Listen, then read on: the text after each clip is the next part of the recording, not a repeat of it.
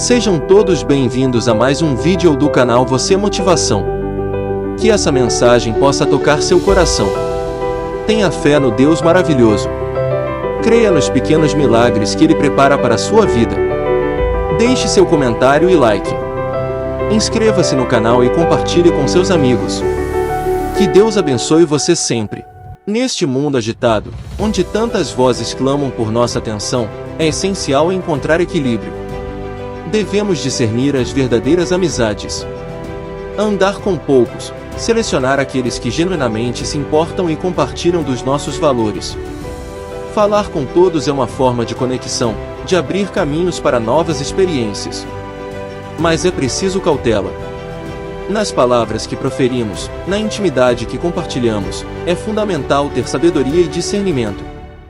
Porém, a confiança plena, aquela que nos sustenta em todas as situações, deve ser depositada apenas em Deus. Ele é o alicerce seguro, a rocha inabalável. Em meio às incertezas da vida, podemos encontrar refúgio em seu amor e sabedoria infinitos. Portanto, lembre-se, coração que se ama sabe escolher suas companhias, falar com todos, mas reserva sua confiança somente a Deus. Ande com poucos, fale com todos, mas confie só em Deus. Se de alguma forma nosso canal o abençoou, deixe seu comentário, certifique-se de se inscrever e compartilhá-lo com outras pessoas e ajudá-las a também encontrar o Senhor. Bom vídeo a todos. De tudo que você precisou se empenhar, de tudo que você precisou lutar, de tudo que você precisou reconciliar dentro de você. E ali está a sua identidade, ali está a sua marca, ali está a sua cara, na vida que você se empenhou, nos amores que você amou, nos filhos que você educou, nas noites mal dormidas, para que aquela criança tivesse vida, para que ela continuasse viva, que só pode vencer aquele que soube lutar. Nós somos, no tempo, na história, a soma de tudo aquilo que a gente já foi capaz de preparar. Mas não é um sofrimento por ele mesmo, não é sofrer por sofrer. Quando Jesus nos apresenta um jeito de ser homem, um jeito de ser mulher, está mostrando justamente que a vida, ela só é possível no momento em que nós conseguimos fazer a equação do sofrimento para vivê-lo na perspectiva da redenção. Se você tem que caminhar 30 quilômetros, é preciso dar um passo. O sofrimento da caminhada vale a alegria de uma chegada. Não há ressurreição sem o Calvário. Há também uma história interessante. Dizem que a águia americana, à medida que um tempo vai passando para ela, as unhas vão ficando curvadas, o bico vai ficando curvado, e ela vai perdendo o poder de caça. Vai perdendo o poder de caça justamente porque as garras já não conseguem segurar a presa. O bico já não consegue comer direito. E então, naquele momento, depois de ter vivido um bom tempo da sua vida, ela tem que tomar uma decisão. Então ela se refugia nas alturas, nas pedras, nos penhascos, e lá ela faz um processo doloroso que consiste em ficar diante de um paredão e bater o bico, ficar batendo o bico, até que comece a machucar, até que comece o sangramento, e até que aquele bico se desprenda dela. A águia precisa perder o bico que já não lhe serve. E é sofrido isso. Cai aquele bico e pelo próprio processo da regeneração da natureza, um novo bico vai surgindo. Cresce. Como se fosse uma criança ali se desenvolvendo de novo. E o processo ainda não terminou. Quando o bico já está novamente crescido, fortalecido, ela começa um processo de arrancar as unhas. Com o próprio bico novo, ela começa a arrancar as unhas que já não lhe servem mais, porque já estão curvadas, já não são capazes de segurar a caça. Se ela continuar com aquelas garras envelhecidas e sem poder de caça, o que acontece? Morre de fome. Não tem mais as características da águia. É uma águia, mas é uma águia sem poder. Depois de terminado todo este processo de arrancar as unhas, novas unhas começam a surgir, novas garras, jovens, fortalecidas. Terminado ali o nascimento das unhas, ainda não acabou o sofrimento. Pelo próprio instinto, ela sabe que precisa arrancar as penas, porque as penas também já estão velhas e ela precisa de plumas novas, uma vez que tem um bico novo e garras novas. E ali então começa a arrancar pena por pena, para esperar, mais uma vez, o processo da regeneração. Me parece que são 6 meses. 6 meses refugiada no meio dos penhascos para viver este processo. Com o bico novo, com as novas garras e com a nova plumagem, a águia consegue viver mais pela frente, o mesmo tanto de vida que ela tinha tido até ali. O momento da restauração, da nova plumagem, do novo bico, das novas garras, equivale ao mesmo tempo em que ela viveu. É como se ela começasse a viver de novo. Amor não é um acontecimento fácil. Por mais que nós tenhamos isto como dom em nós, você, na sua vida e na sua experiência prática, sabe o quanto dói amar. Porque amor é isso.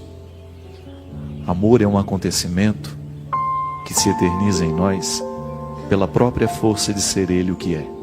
E o amor não pode conceber infelicidade. Onde há amor não pode haver infelicidade. Pode haver sofrimento, mas infelicidade não. Mas na vida nós temos 2 possibilidades.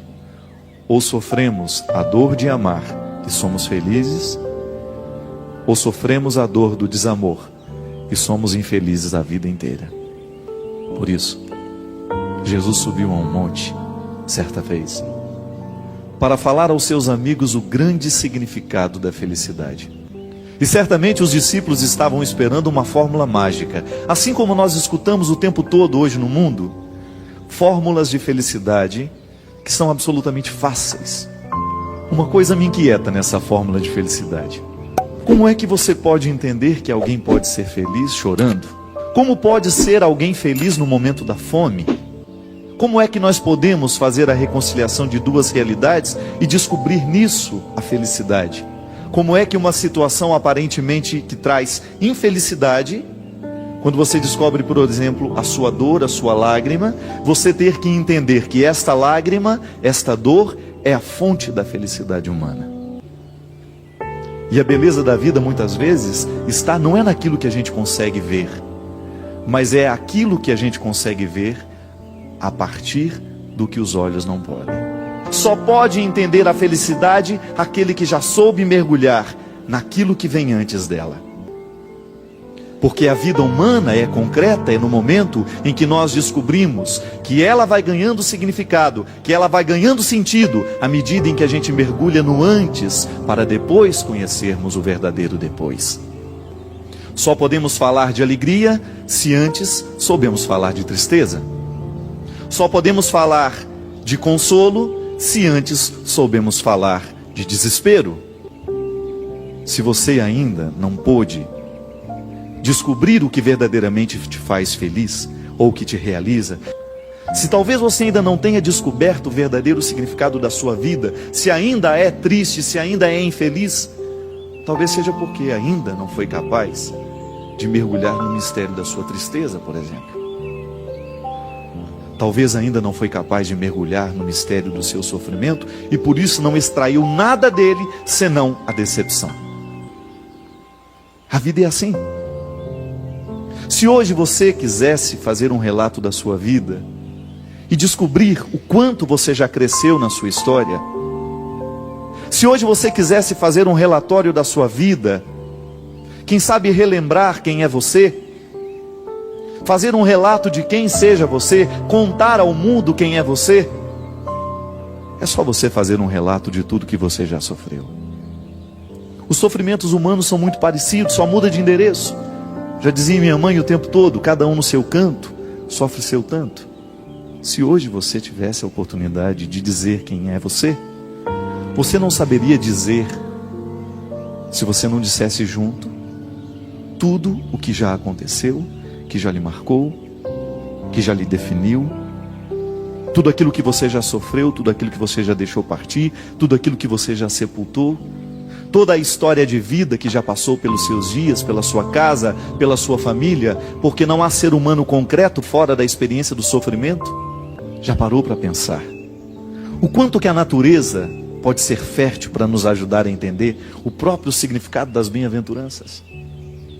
Porque também nós, em muitos momentos da nossa vida, chegamos diante de uma situação, ou a gente vive o processo da perda para recomeçar, ou nós vamos morrer do jeito que estamos. Quando nós não somos capazes de reagir diante da própria vida, quando nós vamos nos entregando aos poucos, quando daqui a pouco a gente já não percebe mais vida em nós, quando a gente se sente orgulhoso por ser águia, mas uma águia sem poder de voo. Águias, o próprio significado da força, da luta. Todo cristão é uma águia em potencial, é capaz de alçar voos, é capaz de vencer os obstáculos. O cristianismo nos fortalece para isso. Mas nós ainda vivemos rastejando e ciscando como se fôssemos galinhas e galos. Somos águias em potencial, mas vivemos como se fôssemos galinhas nos quintais, nos terreiros. Sabe por quê? Ainda não tivemos a coragem de encarar o sofrimento de verdade. Há duas formas de nós encararmos o sofrimento, há duas formas de nós encararmos a dificuldade. Ou encaramos de frente para vencer, e aí assumimos o sofrimento da luta de vencer aquela hora, assim como a águia é capaz de vencer o sofrimento de retirar as unhas velhas, o bico velho, trocar a plumagem. Ou então nós vamos ficar lamentando a vida inteira que não sabemos e já não conseguimos mais caçar. Ou enfrentamos o sofrimento da redenção, esse sofrimento que transforma, é aquele sofrimento da decisão diária, de você acordar e decidir: hoje Deus me quer de pé, hoje Deus me quer vivo, hoje Deus me quer lutando.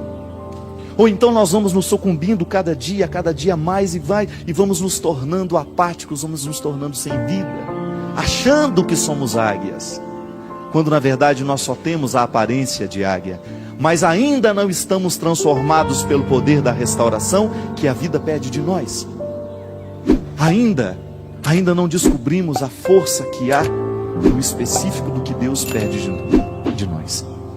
As bem-aventuranças estão aqui para demonstrar que só podemos chegar à beleza do depois se soubermos viver a renúncia, o sacrifício, a luta do agora. Você experimenta isso na sua vida? Quantos jovens hoje, por exemplo, que estão vivendo a grande dificuldade do vestibular, não passa. Não é porque agora o vestibular está se apresentando como um monstro. É porque todo o processo do educacional foi vivido de qualquer jeito pela grande maioria.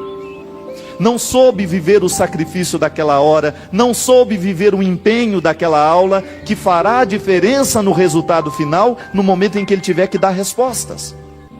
O mau aluno não fica da noite para o dia. Ninguém fica alcoólatra da noite para o dia. Ninguém chega destruindo a casa da noite para o dia. É aos poucos que a gente vai deixando o empenho de lado. As famílias, as situações sociais hoje estão cada vez mais destruídas. Não é porque a gente se decidiu da noite para o dia, não. É porque a gente se decidiu aos poucos pela destruição. Quando a gente percebe que a vida vai se tornando infeliz, quando nós vamos nos tornando incapazes de viver a realização humana, que é o projeto de Deus para todos nós.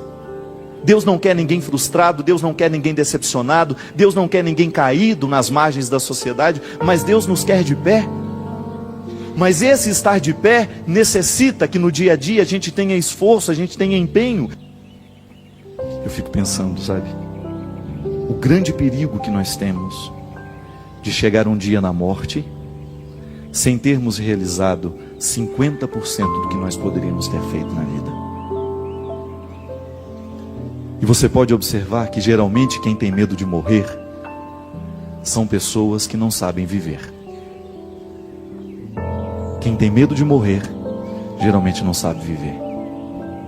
Porque quem vive bem, quem se empenha no que precisa se empenhar, não tem medo da morte. Faz da vida uma experiência real. Tem gente que vive ensaiando. Vive a vida como se fosse um ensaio. Amanhã eu faço. Amanhã eu perdoo. Bem-aventurados os que não deixam para amanhã.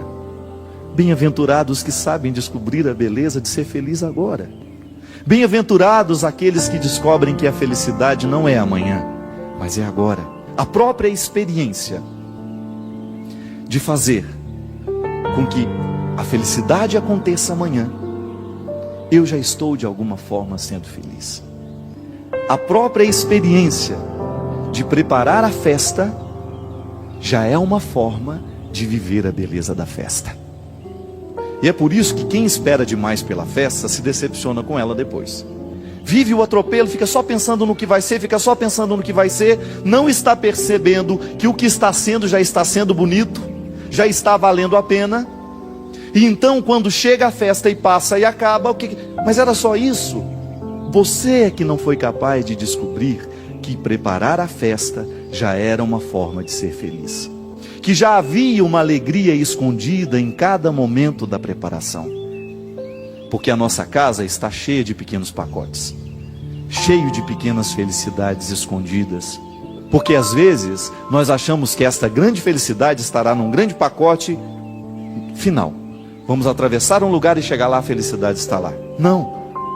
A felicidade é justamente você ter a sensibilidade de abrir um armário da cozinha, tirar um pacote de arroz e você perceber que fazer bem aquele arroz, temperar bem, cozinhar bem, já é uma forma de fazer a felicidade acontecer ali naquela hora. Não é para ficar gostosa somente depois, não. É o processo de feitura, de dedicação ali, de você observar o processo da feitura, de você saber que tudo aquilo ali é detalhe seu sendo colocado. Aí você descobre que a felicidade é pequena e que ela vai se tornando grande à medida em que a gente vai juntando uma coisa na outra. Há um jeito de ser feliz. Não é uma receita mágica, mas é a atitude de cada hora, é a atitude de cada momento. Você se empenha para conseguir um resultado final.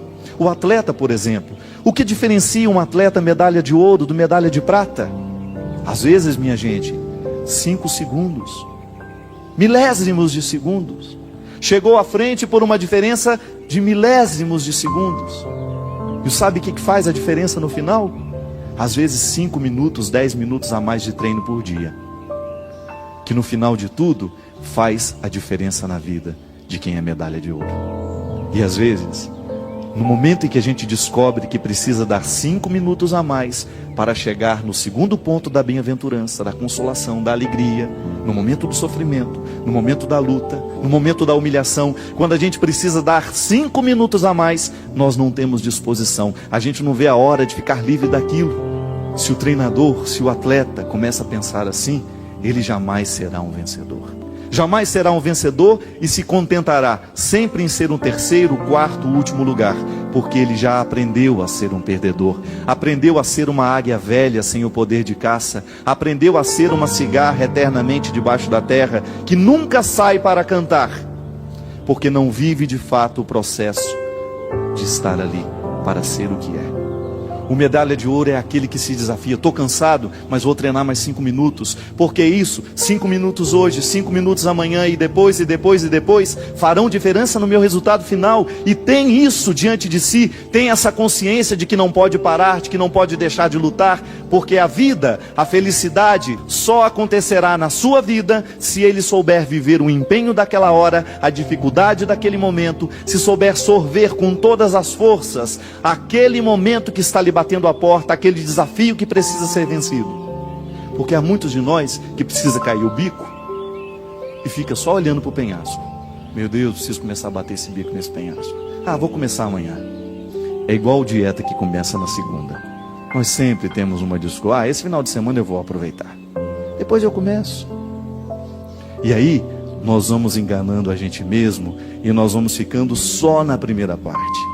Continuamos pobres, continuamos miseráveis, continuamos mesquinhos, continuamos enjoados, continuamos aborrecidos, continuamos humilhados, continuamos mortos, continuamos no sepulcro, porque deixamos de viver a perspectiva da vitória, porque a gente não tem a coragem heróica de bater o bico contra o penhasco e deixar que caia aquilo que já não é mais nosso.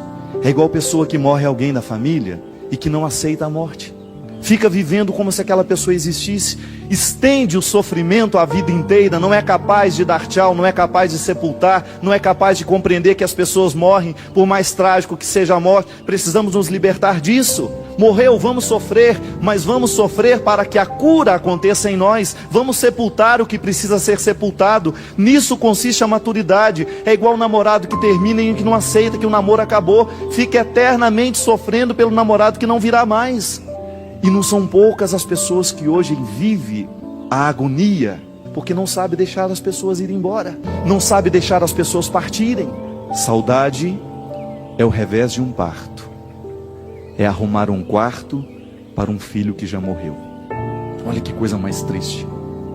Fazer da vida uma eterna espera de quem já não volta.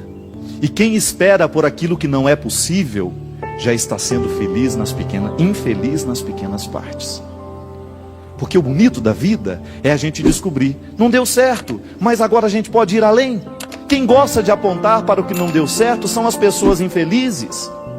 Quem gosta de apontar para aquilo que já não deu certo são aquelas pessoas mesquinhas, e nós estamos cheios de gente assim do nosso lado. Quantas vezes a gente não é assim na vida do outro? A gente não abre a boca para mostrar que está bom, a gente só abre a boca para mostrar que está ruim. Quantas vezes nós fazemos na nossa vida isso, uma constante recordação para o outro de que ele não presta?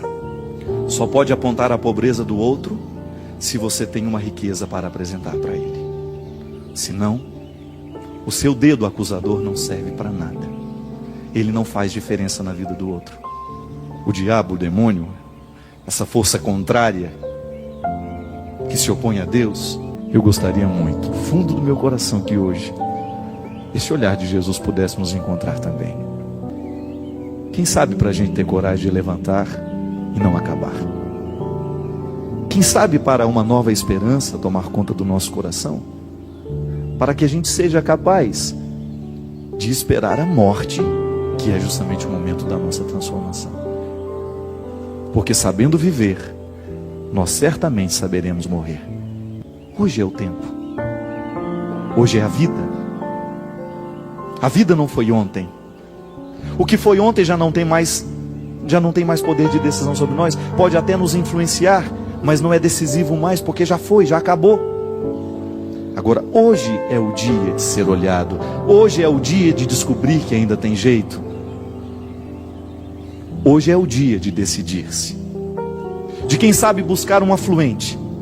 Se você hoje é um rio que está muito sem água, se hoje você não tem muita água para chegar no destino final, busque os afluentes. Só podemos chegar ao final se a gente tem afluentes. Se Deus está ajudando aí através de outros, se outras pessoas estão entrando na nossa história, se a gente se segura um no outro, de fato, com responsabilidade, não para apontar o que foi de errado. Há quantos filhos, há quantos casamentos acabando, feito o rio amarelo?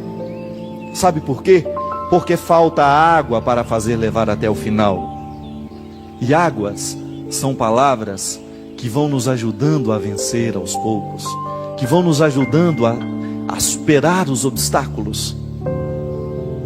Águas são palavras que muitas vezes são dadas e entregues sem nenhuma frase na boca, mas com olhares que nos animam a vencer o primeiro momento da história.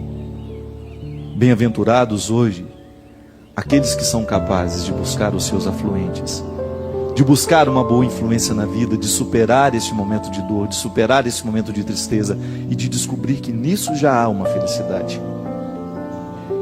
E que hoje a vida pode ser nova para nós. Que hoje a vida pode acontecer de maneira bonita na nossa história. Porque Jesus está aqui.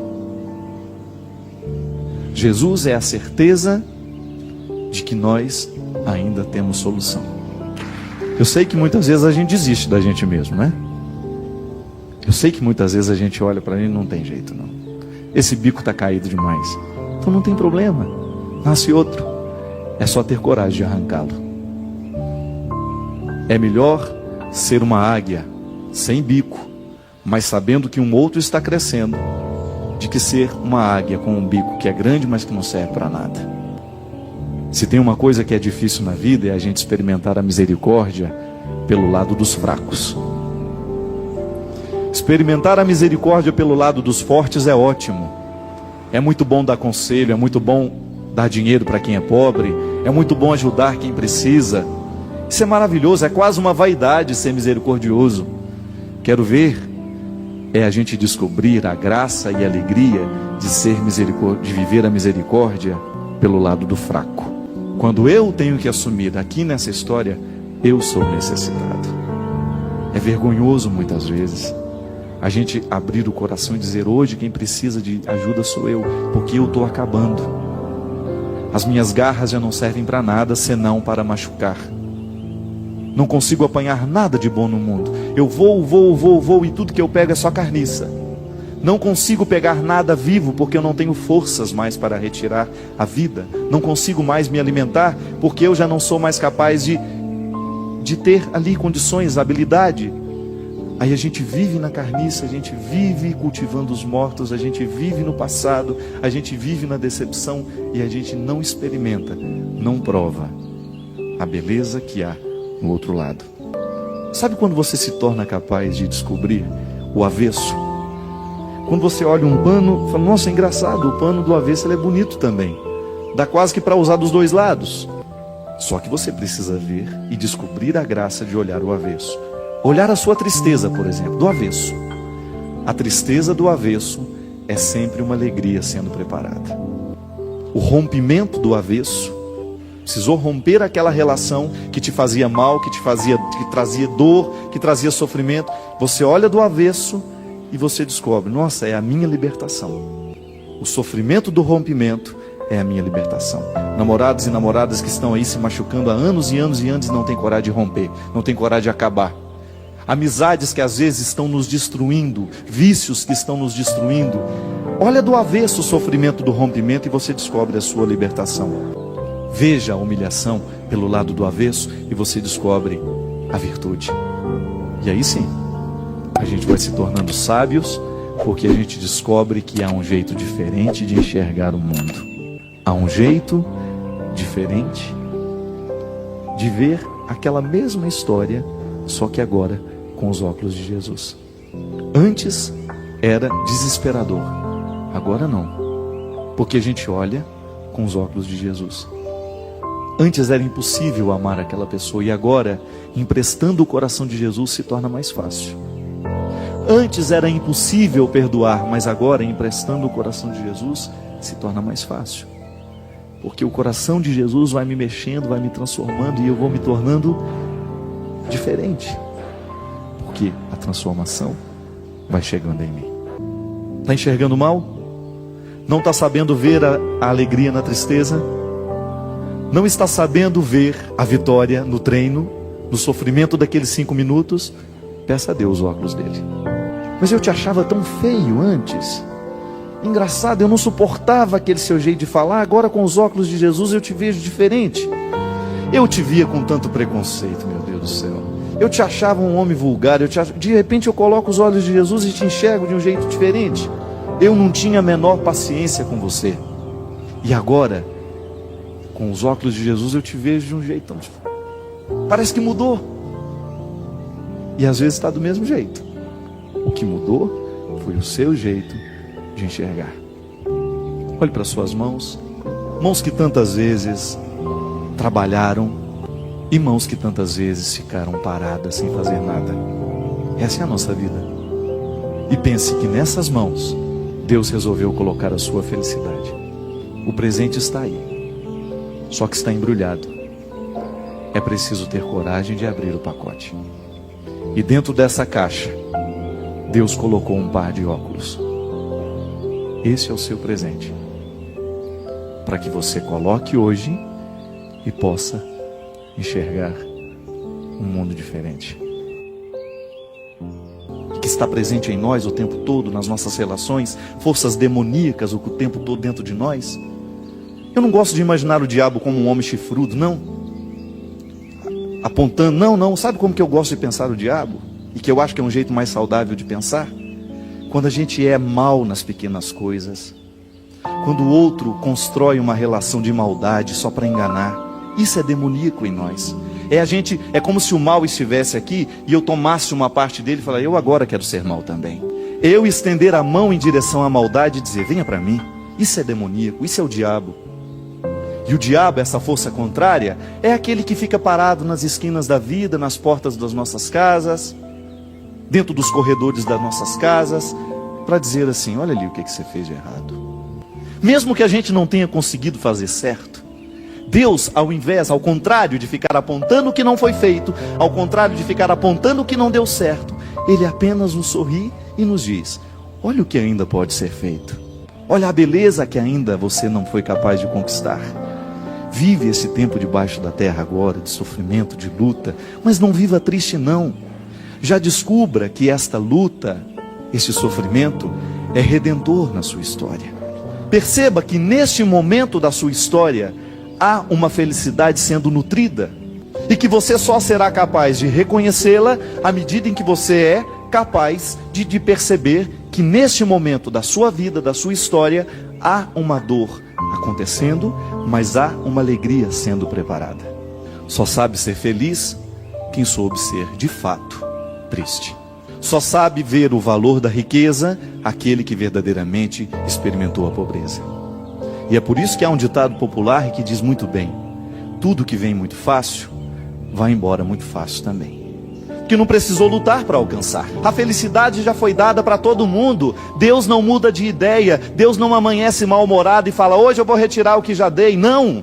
Se a felicidade não está acontecendo, é porque a gente ainda não teve forças de arregaçar as mangas, ou a gente ainda não teve coragem de enfrentar o penhasco, ou a gente ainda não teve coragem de enfrentar a solidão da terra, e a vida foi ficando preguiçosa, e nós fomos ficando preguiçosos, nós não fomos nos tornando capazes de assumir o sacrifício daquela hora, daquele momento, e aí ficamos colocando a culpa em Deus.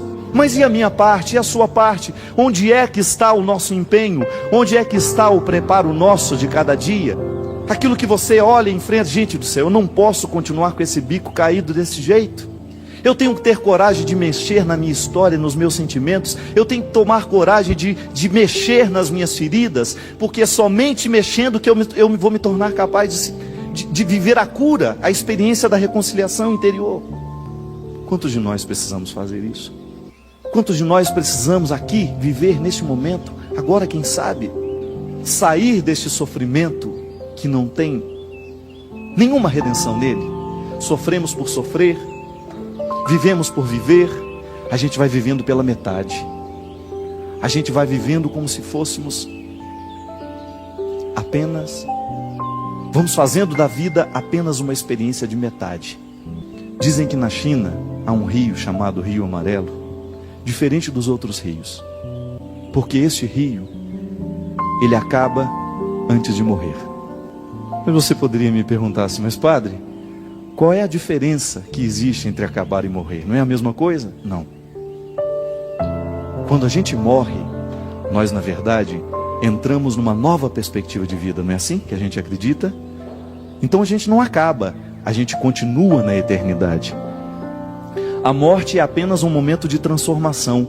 A gente se transforma em outra coisa, a gente entra em outra perspectiva, a gente entra em outra realidade. E o rio morre no mar. Isto é, ele deixa de ser água doce para se misturar nas águas salgadas. Então, aquilo que era rio morre no mar, isto é, transformou-se em mar. A água não seca, ela se mistura nas outras. E o Rio Amarelo, esse rio da China, ele não tem força para chegar ao mar. Então ele não morre, ele acaba. Ele vai secando.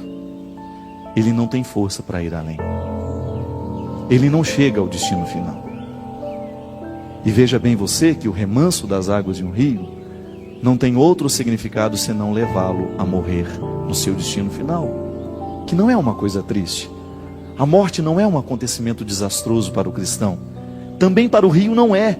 Morrer no mar é chegar ao destino final, ao destino tão esperado. O movimento das águas não quer outra coisa senão lançá-lo para o seu destino final. Veja bem que um rio, ele só é capaz de chegar no mar à medida em que ele tem afluentes. Isso é, à medida em que ele tem outros rios que se juntam a ele, em que ele não está só, porque sozinho ele morre.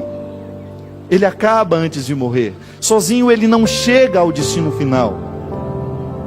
Quantos de nós também não corre o risco de ser esse rio amarelo? A própria expressão já diz, né? Lá em Minas, quando a gente não está, ixi, eu amanheci meio amarelo. E esse sorriso amarelo, a gente fala, né? Sem graça, sem vida. Se hoje está com um sorriso amarelo, isso é, está um sorriso que está acabando. Ele nem começa, já acaba. Parece que só sorri por, né? Já acabou. Agora, o sorriso, quando ele é de fato, ele morre na alegria. Ele pode até terminar, mas ele não acabou. Ele morreu, isto é, transformou-se, iluminou os olhos. O sorriso de fato, o sorriso de verdade, é aquele que ilumina os seus olhos. Você percebe quando o sorriso é mentiroso, é quando ele é só na boca, aí ele é amarelo. Agora, quando o sorriso é capaz de ultrapassar os limites da boca, ele ilumina os seus olhos. E aí você nem precisa ficar com os dentes reganhados. A gente olha em você e a gente já percebe que há um sorriso nos seus olhos. Uma palavra a gente pode entender errado. Agora você nunca poderá me dizer: Padre Fábio, eu não entendi o jeito como você me olhou. Porque o olhar dispensa as palavras. Quando a gente olha, não é preciso dizer nada. Um olhar não engana. Um sorriso sim. Uma palavra sim. Não há equívoco nos olhares. E por isso, o olhar talvez seja a linguagem dos silenciosos, daqueles que não precisam dizer muito para comunicar. Você, quando olha para o seu filho, você sabe muito bem o que você está dizendo. Quando você olha para o seu filho, você consegue reconhecer nele o que ele está lhe dizendo. Um único olhar no meio de tantas vozes que condenavam se torna capaz de reerguer, de levantar-se. Um único olhar é capaz de reerguer alguém que está caído.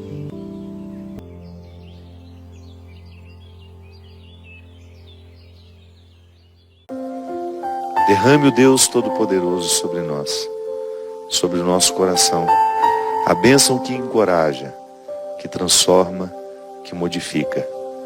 Ele que é Pai, Filho e Espírito Santo. Amém. Antes de encerrarmos, gostaria de agradecer a todos que acompanham o canal. Obrigado por permitirem que eu faça parte do seu dia a dia. É muito gratificante poder compartilhar com vocês reflexões que possam ajudar em suas vidas pessoais e profissionais.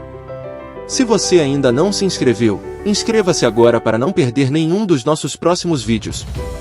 E se você gostou do que viu, deixe seu like e compartilhe com seus amigos para que mais pessoas possam se beneficiar dessas mensagens. Mais uma vez, muito obrigado por assistir e por fazer parte da nossa comunidade. Até breve!